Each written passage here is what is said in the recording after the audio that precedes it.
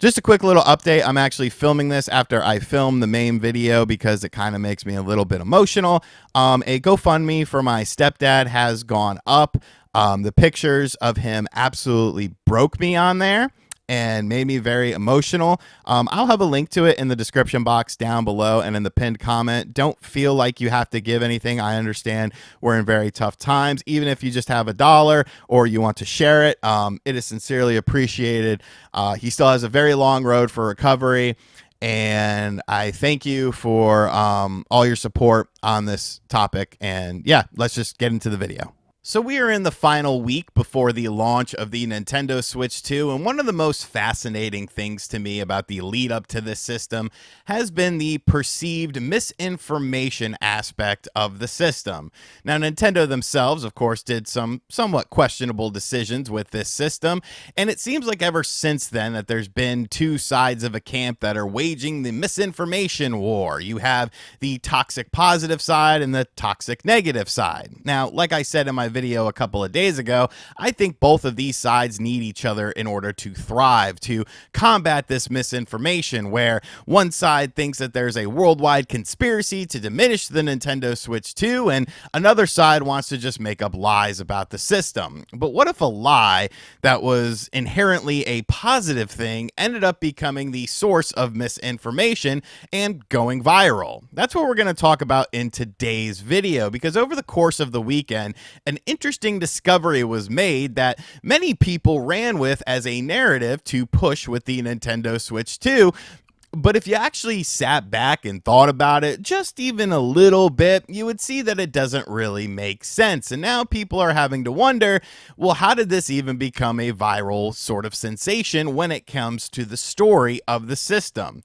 So for the source of this information, we're going to be going over to the GBA Temp forums. And if you're unfamiliar with what this forum is, basically ROM hacks and sort of system hacks and stuff like that are the topic of conversation on here. It's been around for a very long time and a very established forum when it comes to the internet and talking about things like this.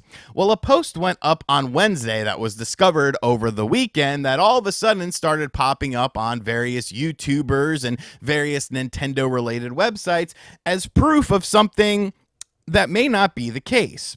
So according to this individual, Laguna Lore 88, some hackers got their hands on Switch 2. The MIG switch was tested and it immediately locks out the Switch 2, turning it into a brick. Ends up boot looping. Testers that prod, okay, so let me reread that. Testers that prod the flash storage of the ROM chip, it immediately locks out the Switch 2, turning it into a brick. Switch 2 has some weird protection that it can detect voltage changes that tools cause when scanning, one end, the chips, even when it is minor.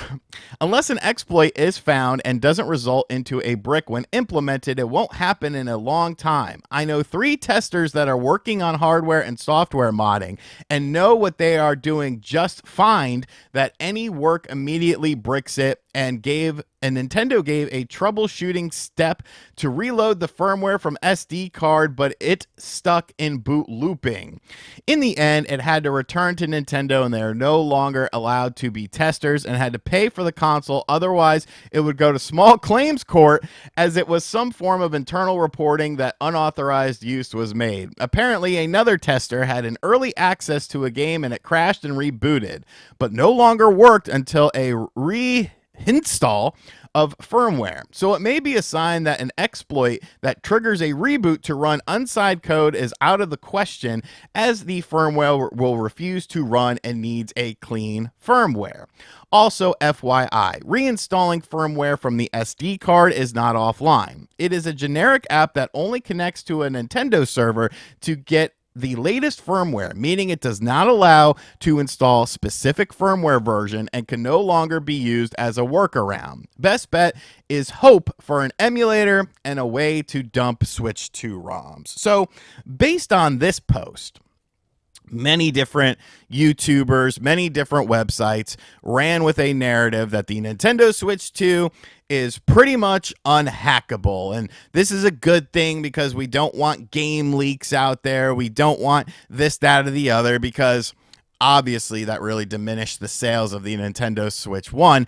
But jokes aside with that, looking at this story in a bubble in and of itself, there are lots of questions here. Like even if you don't understand, and I'm not going to sit here and say I am Hackerman 5000 or anything like that, that I am deep within the hacking scene. I have hacked a few systems before in my lifetime, but I'm definitely not like super privy. I know how to do things once somebody has figured it out. I'm not the person to figure it out. But even me, just looking at this as an outsider, so Nintendo sent systems to individuals, or the individuals got their hands on the system early, but then they bricked them trying these hacking methods, and then they sent it, because if you look, there's kind of two different narratives here. Some hackers got their hands on Switch 2. This to me makes it sound like they got them early. They got a street date broken system from a local retailer or something like that. But then it turns out that they were testers for the system, and they had to return, when they returned the system, they had to pay for the console. That I'm assuming that means that they got it for free as a tester. And if they didn't pay for the console, they would go to small claims court because it was unauthorized use of the system. Does any of that make sense? Just from your perspective, do you see Nintendo essentially sending out a system to 3 different hackers who wanted to try some different things in order to test things, and then they bricked the system, and then Nintendo said, hey, you bricked our system, you could send it back, but you need to pay for it or we're taking you to small claims court? None of that makes sense. None of that makes sense. Obviously, Nintendo is going to do internal testing to verify the stability of the Switch 2. You have to remember, the original Nintendo Switch was defeated by a paperclip. And, that was something that was kind of an unforeseen circumstance. Let's just say that on the surface level, this story was true, which I don't think it is, because the original poster never follows it up throughout the entire thread. They never give an update onto anything with this. But just for the sake of argument, let's say that this is true, that Nintendo did do this or something like that. Do you think that the actual, legit hackers, the ones that are there on day one, are going to be the people that Nintendo is reaching out to? No, because those people are going to be in the shadows. Those people are the people that are creating the exploit, the people that are kind of a potential focal point or create a product based on that. They are the receivers of the information. They are not the dons. They are not the kingpins of the hacking scene. They are not the ones getting their hands dirty with this. So how would Nintendo even know who to send this to? Nintendo is going to do some internal testing with this, of course. But to say that this is some sort of smoking gun that pretty much proves that the Nintendo Switch 2 is unhackable, I think is just ridiculous. And like I said, this narrative quickly spread online that the Nintendo Switch 2 was some behemoth to hack and it was unhackable, at least for the initial period of the system. And videos were made, websites started writing articles on it, large Twitter accounts started sourcing it. Some of them have since deleted their tweets, but under one of them, an OG of the hacking scene, someone who has turned over a new leaf, is MVG. MVG, of course, is very well known and established in that sort of sphere and used to do things with systems and hacking systems back in the day that nobody was really doing. And he came out and pretty much said, nobody knows what they're talking about with this.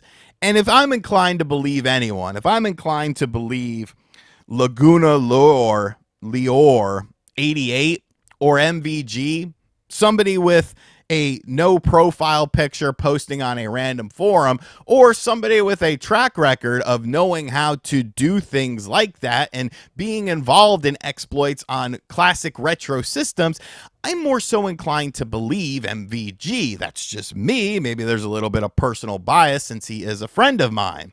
But I think the bigger picture is, let's say just on the surface level that this is true. Do you not understand what you are doing by sharing this story and sort of creating this narrative? You've essentially placed a free bounty on the system, because the little I know about hacking, if you tell someone that they can't do something, that just gives them more motivation to want to do something, to want to prove you wrong. And that's not even just outside of hacking. That's for a lot of people just in general in life. They want to prove doubters wrong. They want to prove people, oh, you say I can't do this? Well, I think I can, and I know I can, so I'm going to do this. So by creating this narrative, this individual has now allowed the narrative to spread, and some certain individuals have ran with this story. Some websites have ran with this story, and it's all bullshit. It's all bull. If you just take one step back and think about it from the perspective of basic knowledge, just read the story that is being alleged in this situation and look at the false equivalencies. Look at the sort of backtracking of certain things within these first few paragraphs. You quickly realize that this is just some made up nonsense. And this in and of itself is a form of misinformation. And that's kind of my whole point about this. The toxic negative and the toxic positive sides need each other to exist. And within this, people get caught up in this sort of stuff. And I'm not, trying to blame anyone for talking about this story, because I do think it's an interesting story. But the fact of the matter is, people are always going to get things wrong. I have been wrong about a million things. Websites have been wrong about a million things. Various YouTubers have been wrong about a million things. My whole thing is, you can't really get mad at people that are wrong about something when it's a certain thing, but then other individuals or potentially yourself are wrong about something, and then everyone is just out to get you, and you weren't really in the wrong or something like that.